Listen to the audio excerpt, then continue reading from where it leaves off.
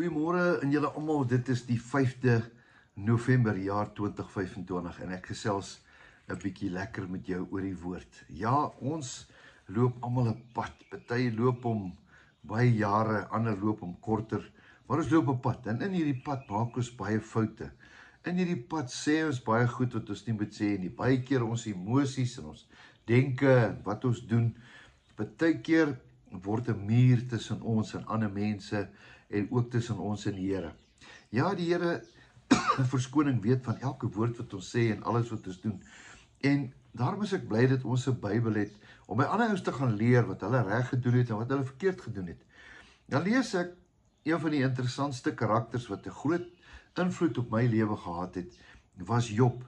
En Job het regtig alles goed gegaan. Alles was reg, alles was perfek, alles was volgens plan. Alles was 'n droom begin. Gaan lees vir Job hoe ryk hy was dat selfs God gespog het oor Job. Kan jy glo? Hy sê vir die duiwel in Job 1, het jy ag gegee? Het jy gesien hierdie man? En interessant, hy het hom 'n knegg genoem, né? Het jy ag gegee op my knegg Job? Ja, God spog oor Job omdat Job regte dinge doen. Dan val alles uitmekaar. Dan kom die duiwel en hy steel en hy roof en hy maak dood en aan die einde van die dag antwoord hy op 'n ashoop. En dan vra hy sekere vrae. Nou, hier's 'n baie interessante ding wat hier in Job 42 begin. En dan kom Job by 'n plek. En daai plek is 'n ashoop. Kan jy dink 'n man wat skatryk was, die rykste in die ooste, God spog oor jou, jy eindig by 'n ashoop. Dan dink hy, hey, ek het dalk 'n paar goed verkeerd gedoen. Ek het dalk 'n paar goed verkeerd gesê. En dan sê die woord, en dit staan geskrywe, dit wat hy gesê het, is opgeskrywe. En dan sê hy, ek roep al die goed. Wat beteken dit? Luister, ek kanselleer al die slegte goed wat ek gesê het. Alles wat ek van God gesê het. Van vandag af begin ek splinternuut. Ek herroep dit. Ek is jammer. Ek het 'n fout gemaak. Kom ons lees dit vanmôre 'n bietjie saam. Job 42.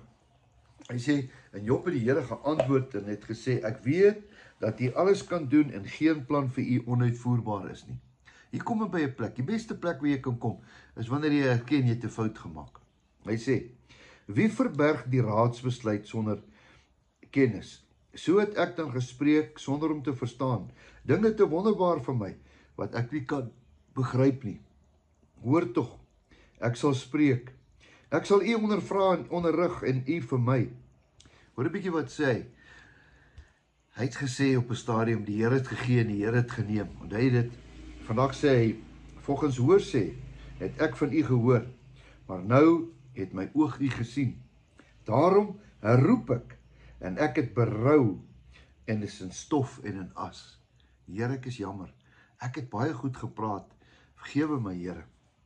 En nadat die Here Job toegespreek het met hierdie woorde, sê die Here vir Elifas, die toorn het ontvlam teen jou en jou twee vriende, want julle het nie reg van my gespreek soos my knegg Job nie. Neem nou vir julle 7 bulle en 7 ramme en dan gaan en bring 'n brandoffer vir hulle. En laat my knegg Job vir julle bid, want hom alleen sal ek in guns aanneem, sodat ek julle nie in die dwaasheid kan vergelde nie. Toe het Elifas en Teemaniet, hulle toe heen gegaan, en hulle het vir Job met hom gaan praat. En dan vers 10, en die Here het die lot van Job verander, toe hy vir sy vriende gebid het. En die Here het Job se besittings vermeerder, tot dubbel soveel. Nou ja, baie keer is ons onvergifnis. En ek wil sommer die Afrikaanse woordeboek, ek weet nie wat daarin staan nie, maar die woord harde kwas, hierdie ding wat jy so hardkoppig is, eie wys is, dat jy nie wil vergewe nie. Ek weet nie hoekom praat ek daaroor nie. Ons almal sukkel daarmee, nee. Daai een het iets aan my gedoen. Wie wat sê die woord? As jy nie kan vergewe nie, kan die Here nie jou gebede hoor nie. Stel ek wat so sê nie. Eendag het iemand gesê, wanneer jy bid, dan druk die Here sy ore toe. So wat ek hier sê is, ek wil nie daaroor praat nie. Ek wil praat oor Job wat by 'n plek gekom het en sê, Here, ek herroep al hierdie goed. Al my dwaasheid, al my stupidheid, Here, vergewe my.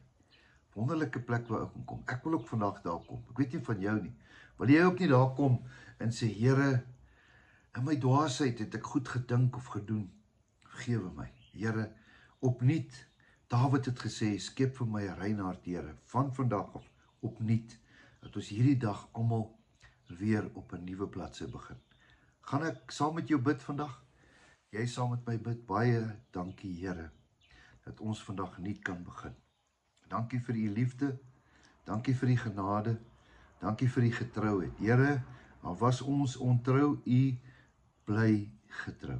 Dankie dat ons vanmôre kan bid en sê, Here, ek roep elke woord wat ek gesê het. Vergewe my. Dankie dat u my reeds ook vergewe het op die kruis. Dankie Here, ek loof en prys u naam. Amen. Geseënde dag vir jou. Weet, jou beste lê nog steeds voor. Totsiens.